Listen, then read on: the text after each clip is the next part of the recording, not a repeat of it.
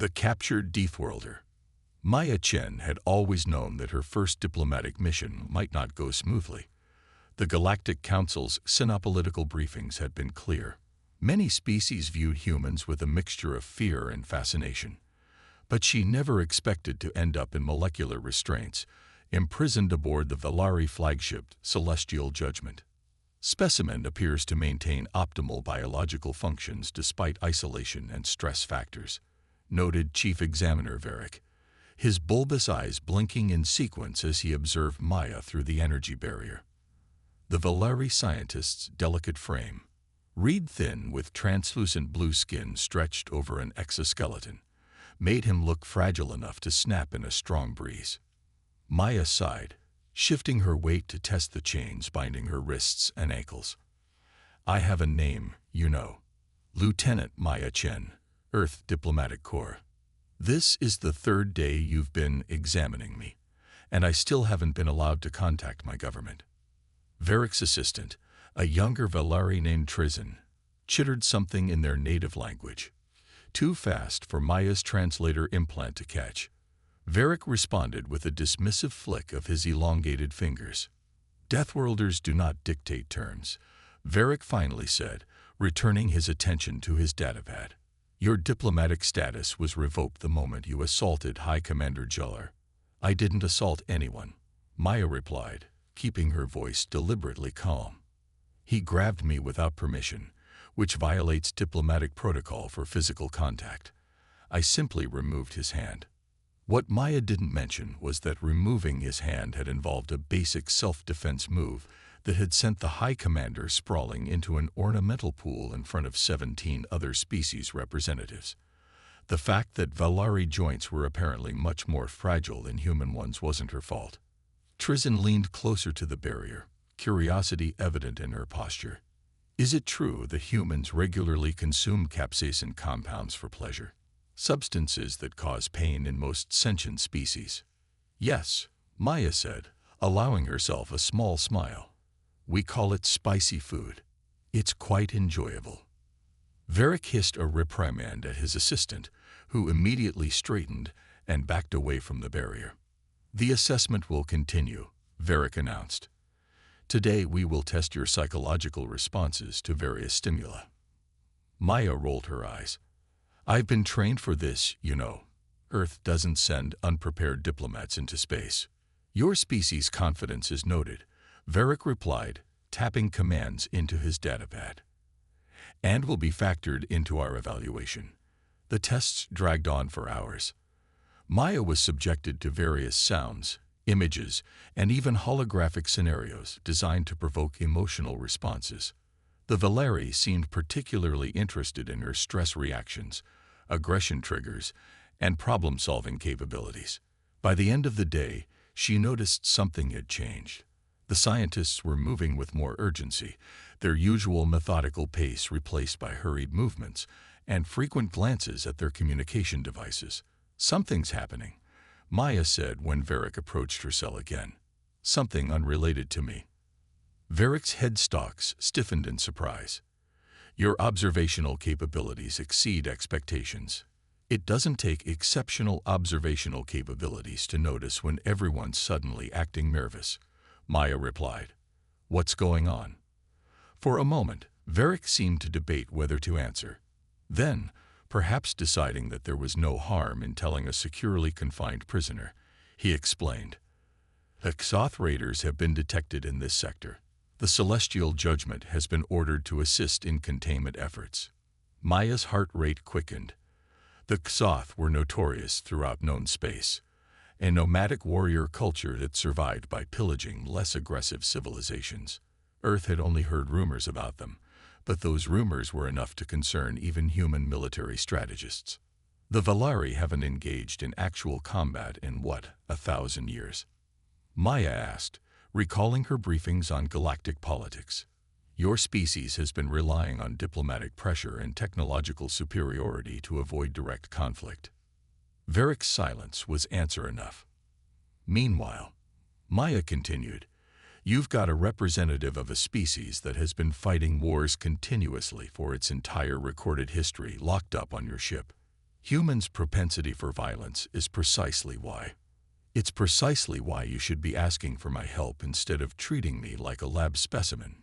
Maya interrupted.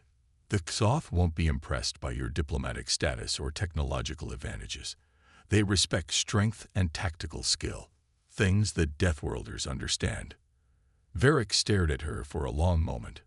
Your species' arrogance is remarkable. It's not arrogance if it's true, Maya replied calmly. Check my file. Before joining the Diplomatic Corps, I served 5 years in Earth Defense Force tactical operations. I've faced pirates and hostile non-council species. How many of your crew have actual combat experience? Varric left without responding, but Maya knew she had planted a seed. Humans excelled at that, planting ideas and watching them grow in unexpected places. 2 hours later, the ship shuddered violently, throwing Maya against her restraints hard enough to bruise. The lights flickered, and the force field around her cell wavered momentarily before stabilizing. That was weapons fire, she muttered to herself, recognizing the distinctive vibration pattern from her military training. The next impact confirmed her assessment. The celestial judgment was under attack, and judging by the increasingly frantic communications she could overhear from the security station outside her cell block, things weren't going well. When Varric returned, his exoskeleton showed stress fractures along one arm, and his movements were jerky with what Maya recognized as pain. Your assessment was correct, he said without preamble. We are engaged in combat with Xoth forces.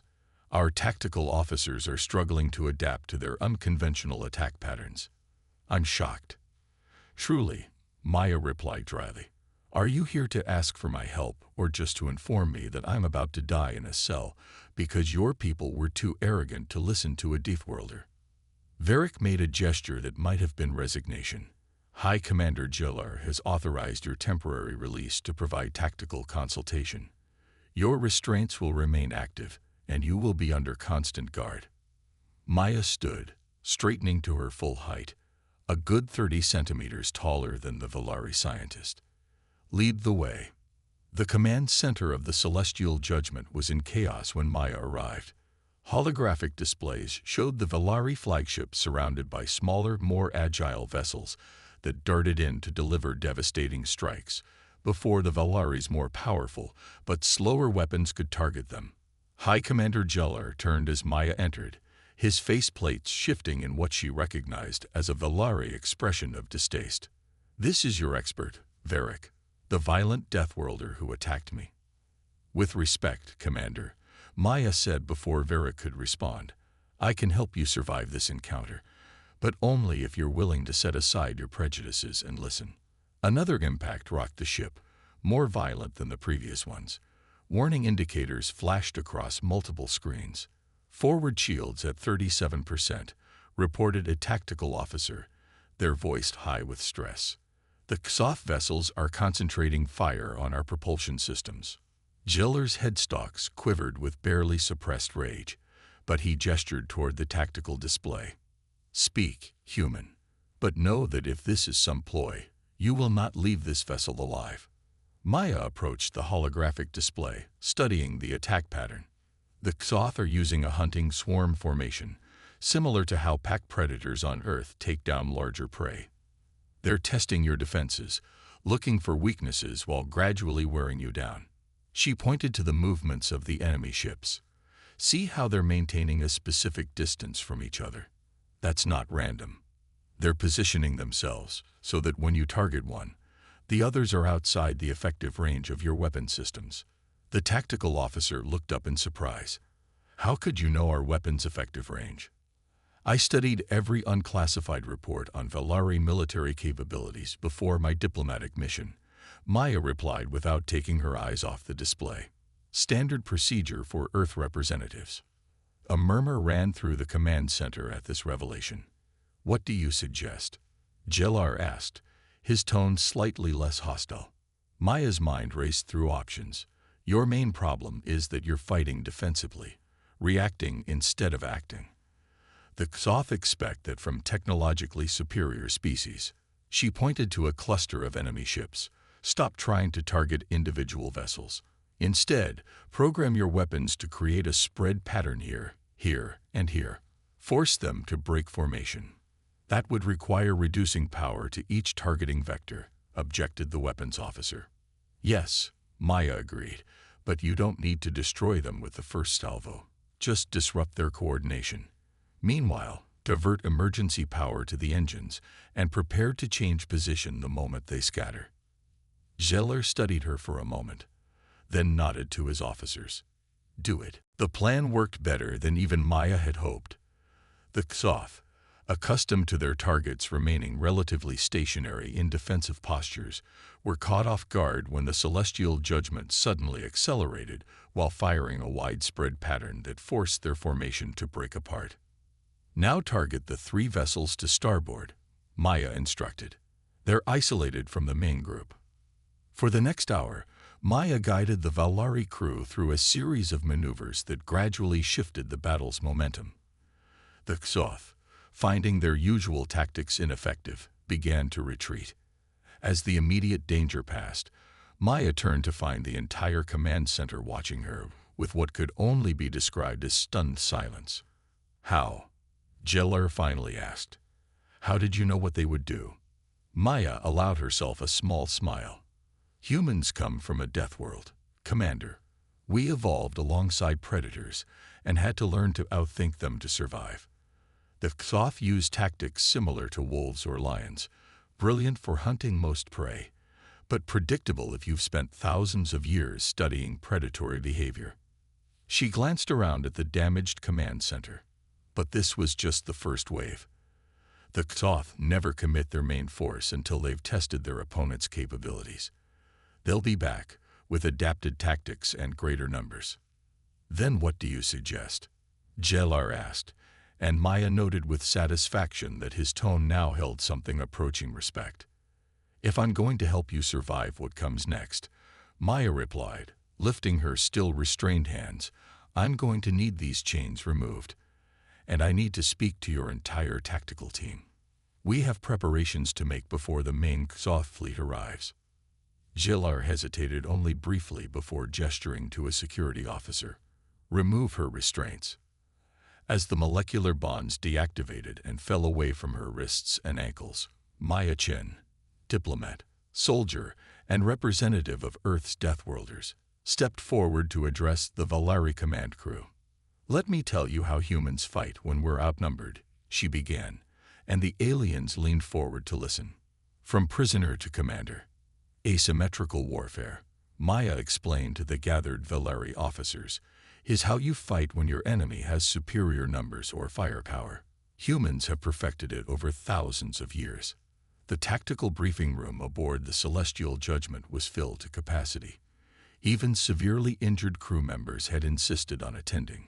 Maya stood at the center, no longer in chains but still wearing the gray prisoner jumpsuit they had given her days ago. The Xoth expect you to behave like typical Valari, to rely on your technological superiority and formal battle doctrines, she continued. We're going to do the opposite. High Commander Zeller watched her with his head stalks perfectly still, a sign of intense concentration, Maya had learned. Our ships are not designed for your human guerrilla tactics. We'll work with what we have, Maya replied, manipulating the holographic display to show the surrounding star system. The Xoth main fleet will arrive in approximately 6 hours. Before they do, we need to make some modifications to your defensive systems and prepare a surprise. Over the next few hours, Maya directed the Valari engineering teams to make unconventional adjustments to the flagship systems. Many of the Valari technicians initially resisted, arguing that her suggestions violated standard operating procedures. Your standard procedures are exactly what the Xoth are counting on, Maya pointed out repeatedly. Predictability gets you killed against predators. Varric, who had been assigned as her liaison, observed with growing fascination. Your species thinks differently, he noted as they hurried through a maintenance corridor. You see weapons and tools, ambushes and safeguards. Survival instinct, Maya replied simply. On Earth, everything either evolved to kill efficiently or to avoid being killed. We're good at both. By the time the Xoth main fleet appeared at the edge of the system, 15 warships arranged in a hunting formation, the Celestial Judgment, and its 3 escort vessels were ready. "They're transmitting a demand for surrender," reported the communications officer. Jillar looked to Maya, who now stood beside his command chair by mutual agreement. "Would you like to respond, Tactical Advisor Chen?" Maya smiled at the new title. "Open a channel." The holographic display flickered, revealing a Xoth commander, a massive reptilian being with scarred scales and gleaming cybernetic enhancements where one eye should have been. "This is Maya Chen, acting tactical advisor to the Valari flagship, Celestial Judgment," she announced. "To whom am I speaking?" The Xoth commander's functioning eye narrowed. "A human? Interesting. I am War Leader Grak of the Xoth Harvester Fleet. You are far from your homeworld, little Deathworlder, and you're about to wish you'd stayed far from this system," Maya replied coolly. "The Valari are under my protection now. You have one opportunity to withdraw." Grak's laughter was a harsh, grating sound. "Your reputation for bravado is well earned. But the Valari are prey, not warriors. Even with a human advisor, they cannot stand against us." "We'll see," Maya said and signaled to cut the transmission. Jillar turned to her. "Was antagonizing him necessary?" "Absolutely," Maya replied. "Thoth psychology is built around dominance displays. By challenging him directly, I've made this personal. He'll be focused on proving his superiority rather than making tactically sound decisions." The Xoth fleet began its advance, moving with the coordinated precision that had made them feared throughout the sector. "Execute Plan Alpha," Maya ordered. The Celestial Judgment and its escorts suddenly accelerated toward the asteroid field they had been positioning themselves near. It was a move that violated every principle of Valari space combat doctrine, charging toward a navigational hazard while seemingly fleeing from the enemy.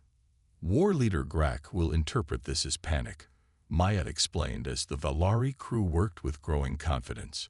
"He'll pursue aggressively, expecting us to become trapped in the asteroid field." As predicted, the Xoth fleet accelerated in pursuit, their formation tightening to prevent escape. What they couldn't know was that over the past 6 hours, Maya had directed Valari engineers to convert their scientific sensing equipment into something humans had perfected centuries ago. Mines. "Proximity detonation in 3, 2, 1, counted the weapons officer. The carefully placed sensors, reconfigured to channel the escort ship's excess engine plasma, detonated in sequence as the Xoth fleet passed through their field. 3 enemy ships were immediately disabled, their propulsion systems overloaded by the unexpected energy surge. "Now for the second phase," Maya said, nodding to Jillar. The Valari commander gave the order, and the Celestial Judgment executed a maneuver that would have been impossible without Maya's modifications to the inertial compensators.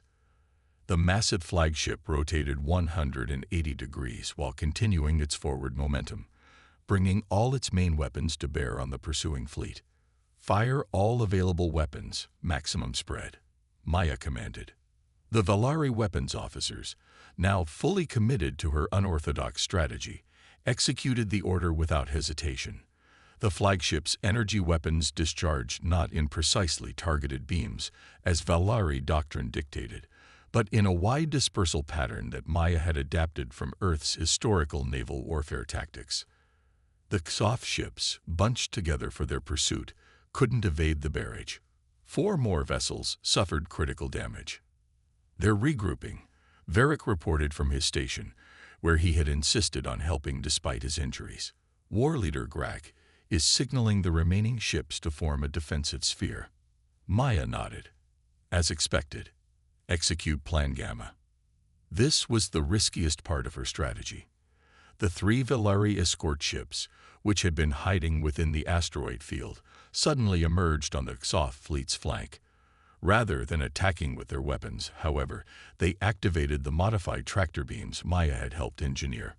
"What they're attempting shouldn't be possible," Jillar murmured as they watched the smaller Valari vessels lock tractor beams onto nearby asteroids.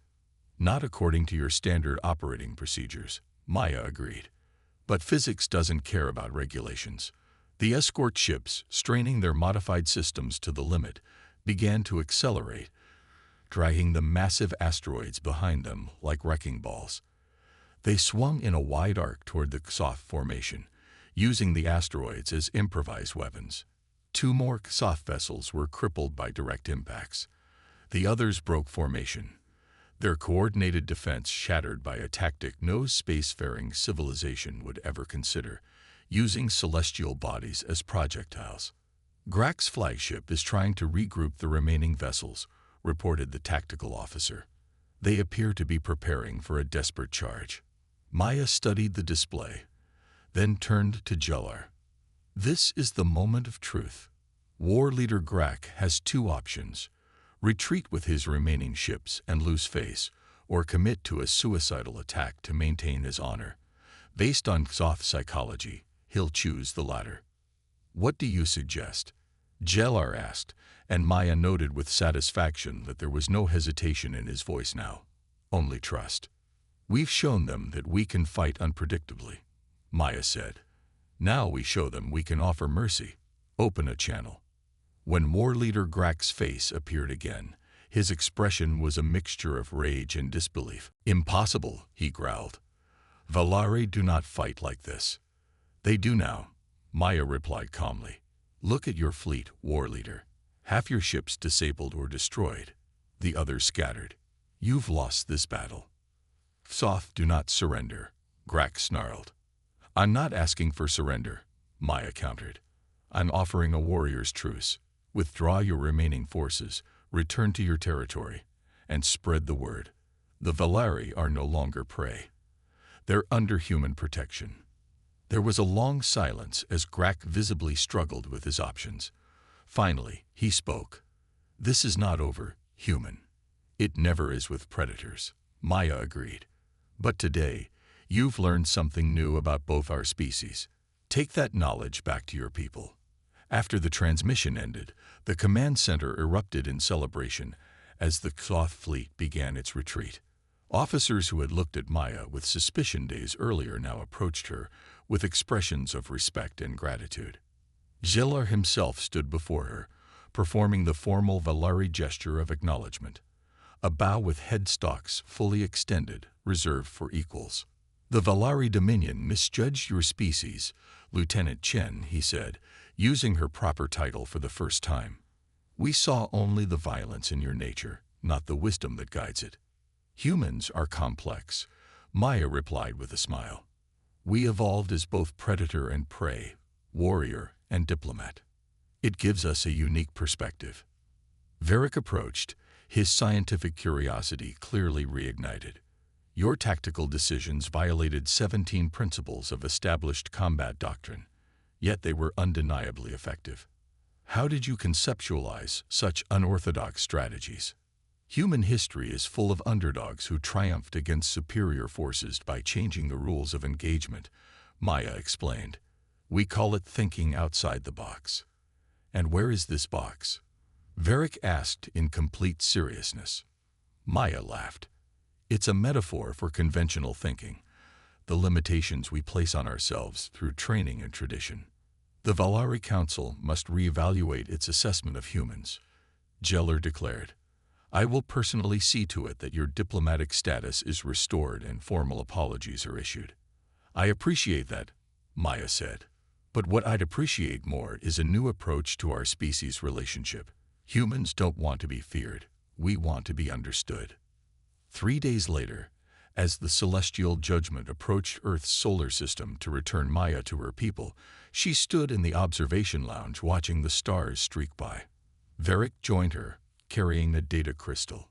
The official report of the incident, he explained, offering it to her. Including my personal recommendation that the classification of humans be changed from potentially hostile Deathworlders to essential defensive allies. Maya accepted the crystal with a nod. Progress. There's more, Varric added. High Commander Gellar has been authorized to offer you a permanent position as tactical advisor to the Valari fleet. The first such cross-species appointment in our history. Maya raised an eyebrow. From prisoner to advisor in 1 week. That might be a record. Your actions saved countless Valari lives, Varric said solemnly. And perhaps more importantly, you've given us something we had begun to lose in our centuries of peace: adaptability. Maya considered the offer as Earth's sun became visible in the distance. I'll need to discuss it with my government. But personally, I think there's a lot our species can learn from each other. As the celestial judgment entered the Sol system, a small honor guard of Earth Defense Force vessels moved to escort them, a formality that took on new meaning as the Valari crew watched the human ships maneuver with precision. They're so small compared to our vessels, Varric observed, yet somehow not intimidated. That's humanity in a nutshell, Maya replied with a smile. We know we're small in the grand scheme of things, but we refuse to be insignificant. When the celestial judgment established orbit around Earth, Maya prepared to depart. Gellar and the entire command crew gathered in the shuttle bay to bid her farewell. When you return to your government, Lieutenant Chen, Gellar said formally, please convey this message. The Valari Dominion recognizes Earth as equals and seeks a deeper alliance between our peoples. I will, Maya promised. And next time we meet, let's skip the part where you put me in chains.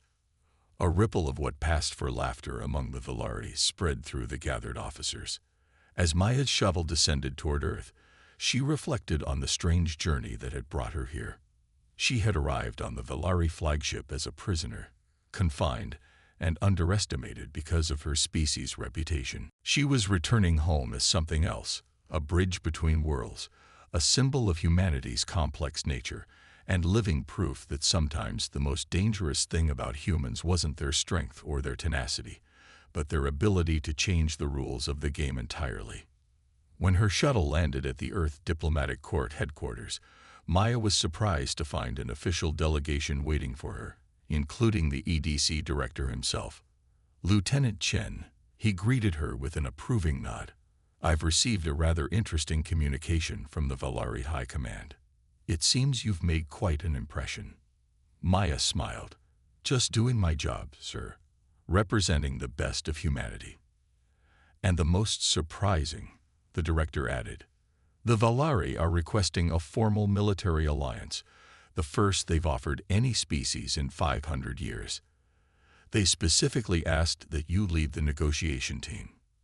As Maya looked up at the sky, where the celestial judgment orbited invisibly among the stars, she thought about chains, both literal and metaphorical, and how breaking free of them could change not just one person's fate, but the destiny of entire civilizations. I'll need a new uniform, she said finally, and a team of our best tactical advisors. If the Valari want to learn how humans fight, we're going to teach them properly. The director's expression was one of barely concealed pride. Consider it done, Lieutenant, or should I say, Ambassador Chen.